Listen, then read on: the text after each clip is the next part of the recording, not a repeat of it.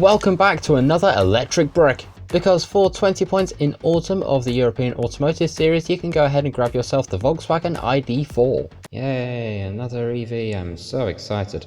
So this thing has 201 horsepower, 228 foot-pounds of torque, and weighs a whopping 4,665 pounds. It is a hefty thing, the 50-50 weight displacement, or percentage? I don't know. And also a displacement of 0 because, like I mentioned earlier, this thing is electric. And it strangely reminds me a lot of the tiny football car they had for, I think it was one of the recent World Cups, I'm not too sure. But it does look certainly interesting, with the front light going all the way from left to right and no grille at the top where the badge is. That really throws me off. Going to the side, to be quite honest, it looks like somebody sat on it. I'm genuinely not going to lie, it looks like someone sat on the thing.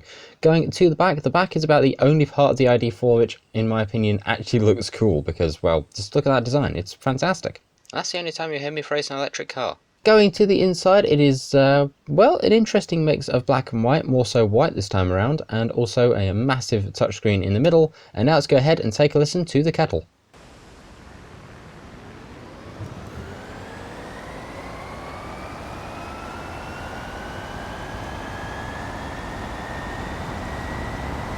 There, wasn't that amazing? Anyway, let's go ahead and take a look at the upgrades. Going to motor and battery first. We're going to go ahead and see this thing has got anywhere from, I think, 201 up to a 402 horsepower on the stock battery, or stock motor and battery. But if we go over to conversion, we'll go ahead and throw in a motor and battery swap from a 670 brake horsepower race motor, which I think might have been the IDR. I'm not quite too sure on that one. But throwing that in allows us to go all the way up to 1,147 brake horsepower in D class, by the way. I just want to point out, this is in D class now. Yeah, 1,000 brake horsepower in D class. Who would have thunk it just from that motor swap alone? However, if we want to go ahead and actually make this thing drivable, we have to make this thing all-wheel drive, which bumps it immediately straight up into S1. Although I think for the memes, we might just try and leave this thing in rear-wheel drive. Now, the reason I'm doing this is because I believe YouTuber DJ Customs decided to try and make a tune for this thing. In fact, I might actually go and see if I can find it. Never mind, apparently you can't even search for tunes in D-Class with this thing. That is actually kind of ridiculous, I'm not going to lie. And there we go, quite possibly the dumbest thing you'll possibly see. This thing is still just over £4,000 with 1,147 brake horsepower at D486. This is very broken. Which, saying that, it also reminds me of another wait a second, can you not even tune the gear? Honestly, I'm starting to think that's why it's so broken. Anyway, let's go ahead and jump over to designs and paints real quick and go and see what we've got for this thing. Going to advanced, we actually have two paint groups. That caught me off guard. Paint group number 1 is obviously the main body of the car, and paint group number 2, what is paint group number 2? It is this thing at the top. Okay, that's interesting. Going into manufacturer colours, we've got 1, 2, 3, 4, 5 for this thing, including Forza Horizon 5. Ketchup Red is back once more. So, as for whether I've actually got to see this thing in real life, honestly, I think I might have seen it a couple times, but to be honest, it's that generic, I kind of forgot if I have or not. But I know I have seen the Volkswagen ID Buzz, which is a take on the Volkswagen Transporter, and also the VW Type 2 camper from way back when. Honestly, now we have this in the game, I'm kind of scared they're going to add the rest in. And away we go with probably the most overpowered thing here. We've got a MG3 and a bunch of Woolings, and out of that, we're in first already at a whopping 84 miles an hour. Oh, this is going to be painful. To be fair, it does turn pretty well at this speed though. In the meantime, you can go ahead and pick one of these absolute monstrosities up if you so wish to, for anywhere from 42,600, or I think 46,200, to 50-something thousand in pounds sterling, which is absolutely ridiculous for something that's stuck doing not very many miles an hour. Is everybody else there catching up? Can we do this flat out? Can we do this flat out? Can we do this? No, we can't. But I guess one of the more interesting things is, apparently according to the paperwork, this thing can do anywhere from 200 to 300 miles on a single charge. The only thing they don't tell you is how long that charge is going to take and how expensive the electric bill is going to be afterwards. And also how boring this droning motor is. Oh my god, this is awful. To be honest, this is such an exciting race, I can barely keep up with the action. Now, as for how many of these have actually been built, I genuinely don't know, but I assume there's been quite a fair few, so if anybody knows the numbers, go ahead and let me know in the comments. Okay, 96%, we've only got one more turn to go. It is such a close race, everybody is so close, and across the line we go. with probably the most boring race in living history, but hey, at least we ended up with the first in a time of nearly 3 minutes.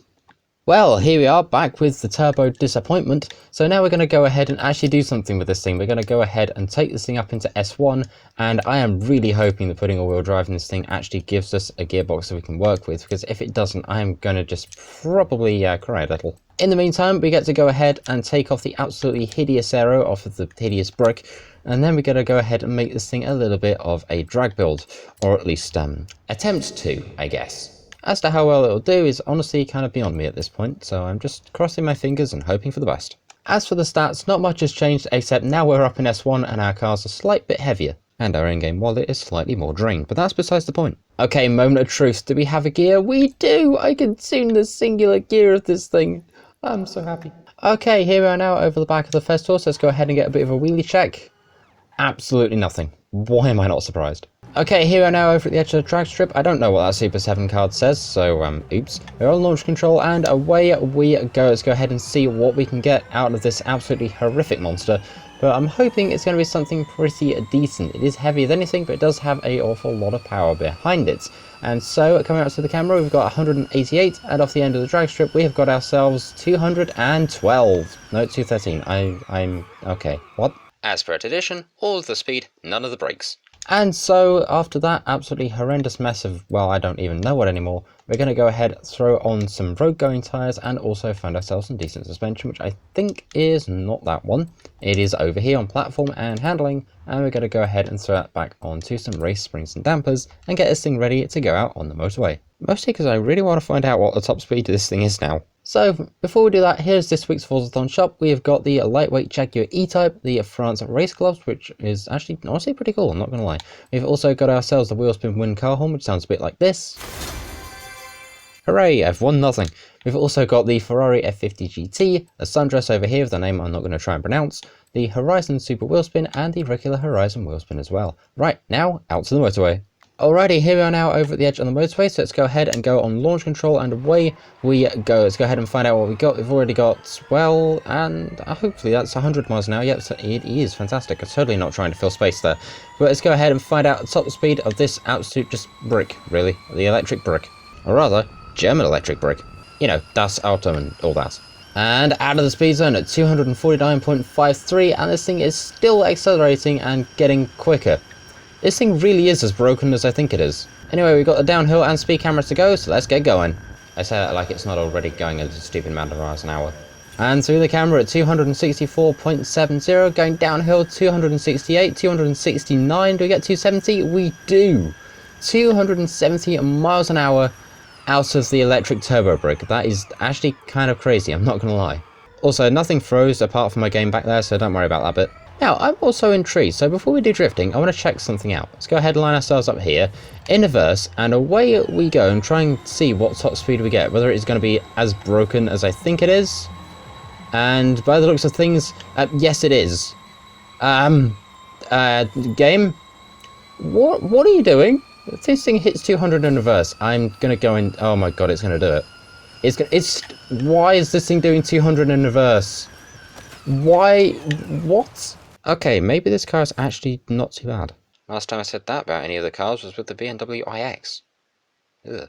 Okay, so it can do a lot of things, but can it drift? Let's go ahead and find out. We're going to throw this thing in here, keep it as sideways as we possibly can, and try and see what we get out of this thing. It's absolutely ridiculous. 40,228 on the first attempt. Oh dear. To say I'm scared of this thing is an understatement. And back in we go for round number 2. Let's try and keep this thing sideways. Hopefully not clatter the bridge, because if we do, then that would be a shame. Out the other side, again at 40,311. What is this thing? You know, I gave this thing a lot of stick at the start. I really, really did. But it's kind of backfired all that straight back at me. Now, obviously stock, this thing is, you know, dead boring. It is slow as, well, anything. And in D-Class, it's even slower. But fully upgraded, this thing is genuinely, I think, a little bit of a menace, which is terrifying, to be quite honest with you. In the meantime, thank you very much for watching this video. Go ahead and definitely actually grab one of these. It's stupid. It's genuinely stupid. But I'll go ahead and see you all in the next one. Like, share, comment, subscribe, all that cool stuff. And thank you for watching. Tech out. See ya.